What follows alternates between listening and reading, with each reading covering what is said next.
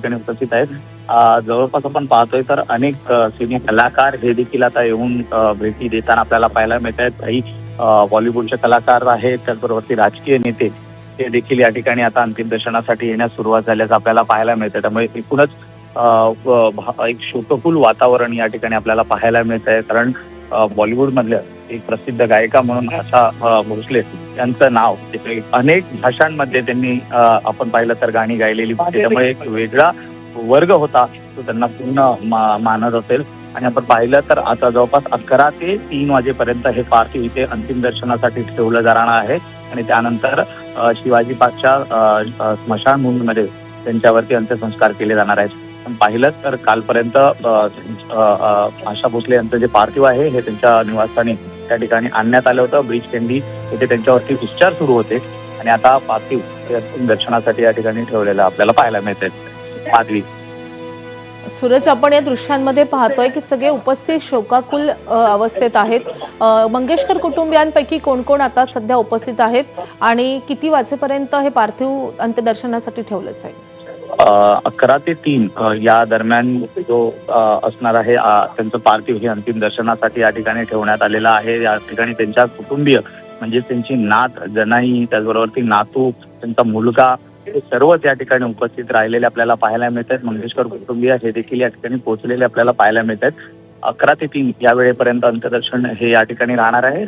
आणि त्यानंतर शिवाजी पार्कच्या स्मशानभूमीमध्ये त्यांच्यावर अंत्यसंस्कार केले जाणार आहेत. अनेकांना अश्रू अनावर होताना पाहायला मिळत आहेत. कारण आशाताई एक वेगळं व्यक्तिमत्व होतं. अनेक ठिकाणी आपण पाहिलं तर त्या स्वतः कार्यक्रमाला उपस्थित राहिल्या की एक वेगळा माहोल तयार होत होता आणि आज अचानक त्यांची ही एक्झिट ही अनेकांच्या मनाला चटका लावून जाणारी आहे.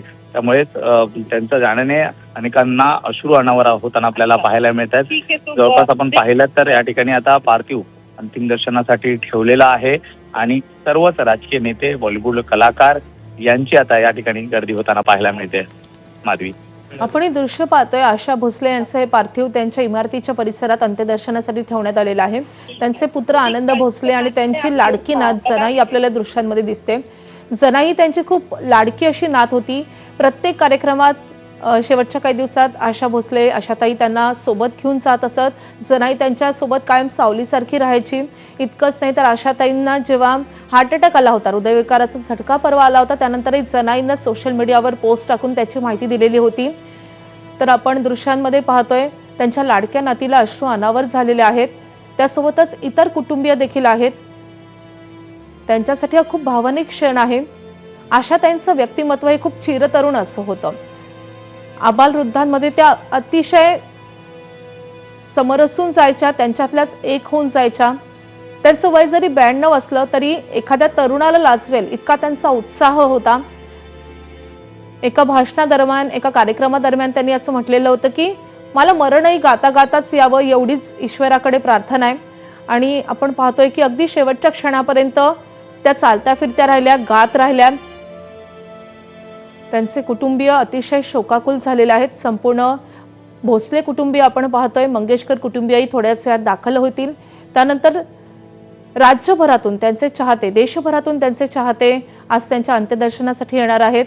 राजकीय वर्तुळातून, सिनेसृष्टीतून सगळे महत्त्वाचे नेते म्हणा किंवा गीतकार, संगीतकार, गायक, अभिनेते, अभिनेत्री हे सगळे आज या अंत्यदर्शनासाठी येणार आहेत.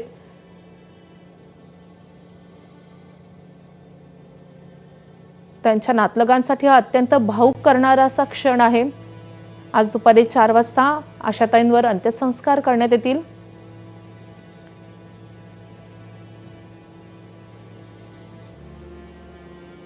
पुन्हा एकदा आपण सूरजकडे जाऊया. सूरज, काल आपण पाहिलेलं होतं की मुख्यमंत्र्यांनी अंत्यदर्शन घेतलेलं होतं.